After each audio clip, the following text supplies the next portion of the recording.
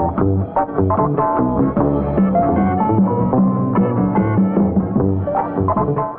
noticed something a lot, and that is that anytime I want to be involved with anything that's happening locally with different local charities or organizations, I get excluded. And I've made it very clear that I exist and I'm here. And yes, I'm an adult and no longer a child, but my voice, I believe, is still pretty valid. There is a local group called Autism BC, so Autism British Columbia. And there are a lot of things that I disagree with that they do. So they believe in applied behavior analysis. They, as far as I know, receive some funding from Autism Speaks or are kind of like in it with them. But they've had different things like galas, like fundraising events. And recently they had some kind of like employment seminar, and I am never privy to this information.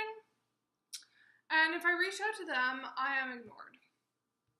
So basically, my voice is silent. So all I can do is kind of utilize my own platforms and go on my own way doing that kind of stuff, because as far as these local groups are concerned, I think perhaps I'm too controversial for them. Yeah, I'm outspoken against Autism Speaks. I don't like what they do, which just should be pretty obvious.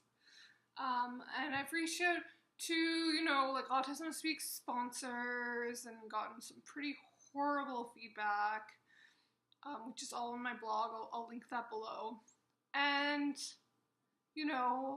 I struggle. I was told by a doctor that we paid to get some forms filled out, that I should really look into this BC Win employment opportunity. And it's like, I can't work. You're telling me to go through this, like, employment program, and I can't work? Like, hello? It just seemed a little bit misguided, but I think that his office, his business, is directly involved with this program. And a lot of it was like cashier jobs and like stocking jobs, and it's like, I'm not gonna do that. And it's not that I don't want to do that, it's that I'm a very unreliable employee at this time in my life.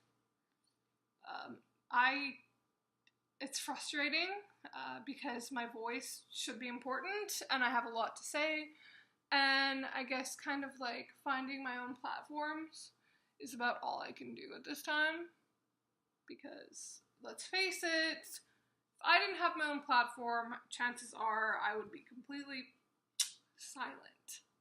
And that's not really how I want to be, because I got a lot of stuff. I mean, my diagnosis was completely missed by somebody who is a university psychiatrist, like very well known, does court cases and stuff like that. She completely missed my diagnosis when I was younger.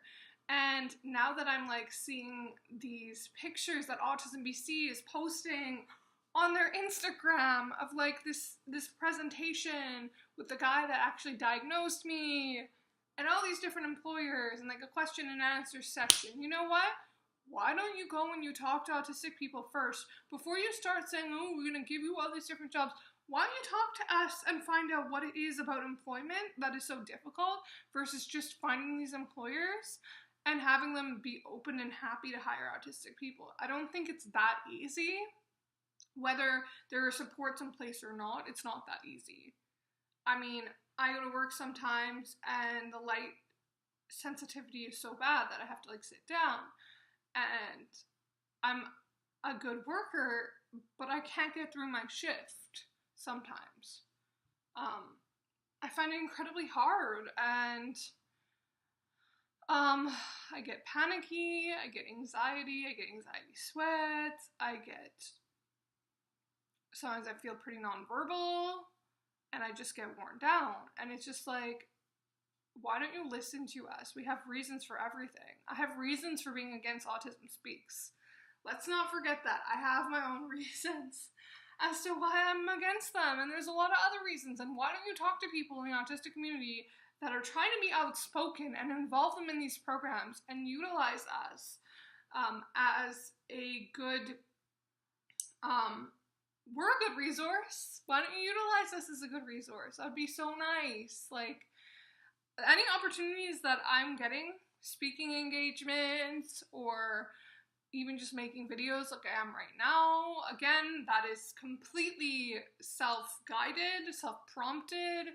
I don't have anybody filming me right now. I'm doing it myself. I've got my light set up. I've got, you know, different things I need to create my media, and yet I reach out to Autism BC and they ignore me.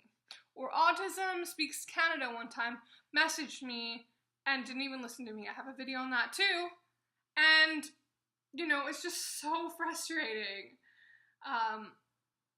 Like, I'm here, listen, I'm here, I'm in your community, I am available. Why don't you just talk to me and see what can help?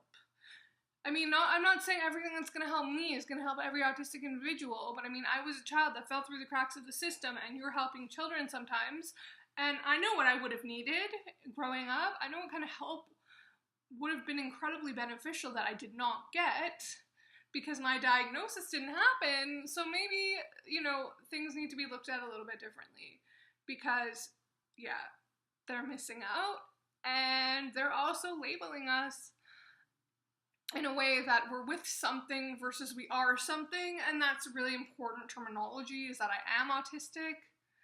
I am not with autism. I have not been diagnosed. You know, I'm not, Margot is with, you know, no, I am.